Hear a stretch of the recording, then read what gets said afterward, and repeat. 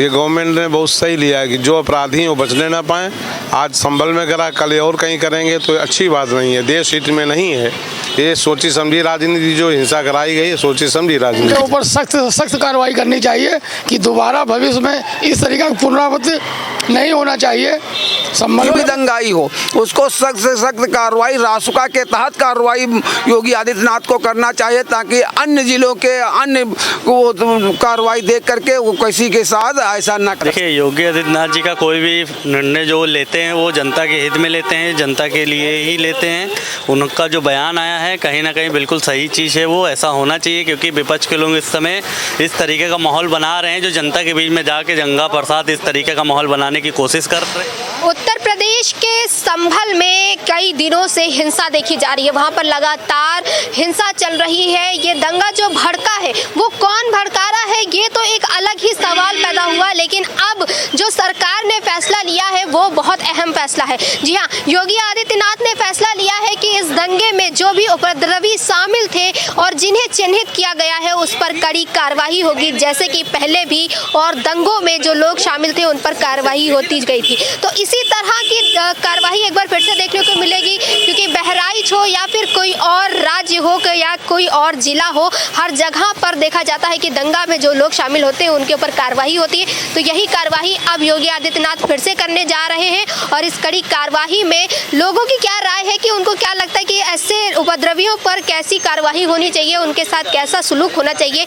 चलिए हम उत्तर प्रदेश की जनता से उनकी राय लेते हैं, उनसे बातचीत करते हैं और जानते हैं कि आखिर संभल हिंसा में शामिल उपद्रवियों पर उनका क्या कहना है।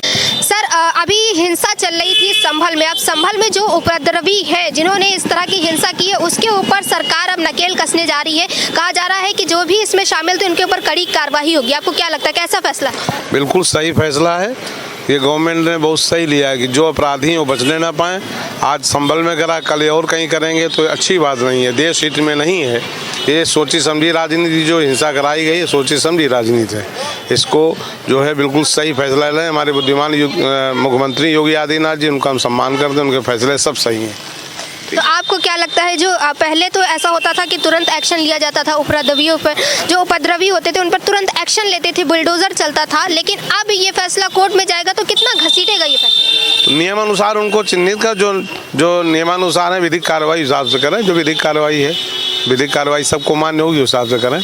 सर, आपको क्या लग रहा है, जो संभल में अभी हिंसा हुई है उसमें जो उपद्रवी है जिनको पकड़ा गया है या फिर चिन्हित किया गया, अब उनके ऊपर नकेल कसी जाएगी, आपको क्या लग रहा है? उनके ऊपर सख्त से सख्त कार्रवाई करनी चाहिए कि दोबारा भविष्य में इस तरीका का पुनरावृत्ति नहीं होना चाहिए संभल में। तो आपको क्या लगता है, क्या सजा मिलनी चाहिए ऐसे लोगों को? उनको कम से कम 5 साल की 7 साल की सजा मिलनी चाहिए, ताकि आगे कभी इस तरह ना हो पाए, आगे दोबारा कभी इस प्रकार का कार्य वो लोग ना करें। सर, योगी जी ने अभी फैसला लिया है कि अभी जो संभल में हिंसा हो रही थी उसमें जो उपद्रवी हुए हैं जिनको चिन्हित किया गया है या जो भी इसमें शामिल थे, अब उनके ऊपर कड़ी कार्रवाई की जाएगी। आपको क्या लग रहा है, कैसा फैसला है?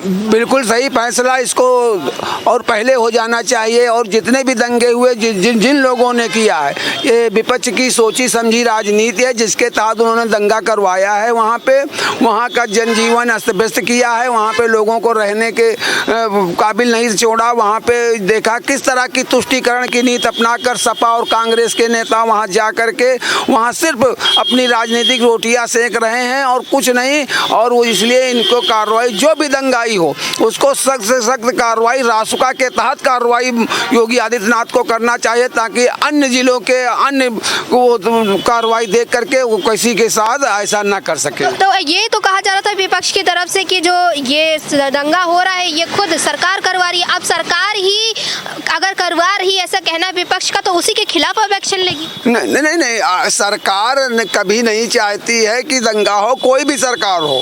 सरकारें कभी नहीं चाहती हैं कि हमारे प्रदेश में जहाँ पे उनका राज्य हो वहाँ पे दंगा हो। दंगा तो विपक्ष कराता है। विपक्ष अपनी हार की हताशा को, 7 सीटें हारने की हताशा को लेकर के उन्होंने, जब आपने देखा होगा कि 19 तारीख को जो सर्वे हुआ तो उसमें कोई दंगा नहीं हुआ, और 23 तारीख को चुनाव परिणाम आते हैं और 24 तारीख को वहाँ सर्वे टीम जाती है और वहाँ पे उनके ऊपर पत्थरबाजी के पत्थर कहाँ से आ जाते हैं? आखिर अन्य समुदाय के यहाँ पत्थर क्यों नहीं होते? तो इसका मतलब सोची समझी प्लानिंग के तहत वहाँ पे उन्होंने दंगा करवाया है सपा और कांग्रेस के नेताओं ने, और जिसमें सबसे बड़ा रोल ये वहाँ के मौजूदा सांसद उनका है। उन्होंने वहाँ पे का माहौल ख़राब, और उसके पहले उन्होंने बयान भी दिया था कि क़यामत तक ये मस्जिद है, मस्जिद रहेगी है।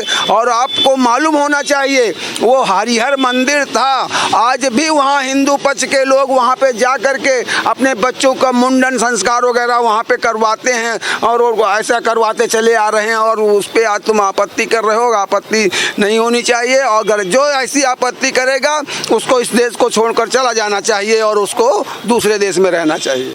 आपको क्या लगता है जो संभल में अभी हिंसा हो रही थी उस पर योगी सरकार ने अब फैसला लिया है, कहा है कि जो भी उपद्रवी थे जिनको चिन्हित किया गया अब उनको कड़ी से कड़ी कार्रवाई की जाएगी उनके ऊपर, क्या लगता है आपको? देखिए, योगी आदित्यनाथ जी का कोई भी निर्णय जो लेते हैं वो जनता के हित में लेते हैं, जनता के लिए ही लेते हैं।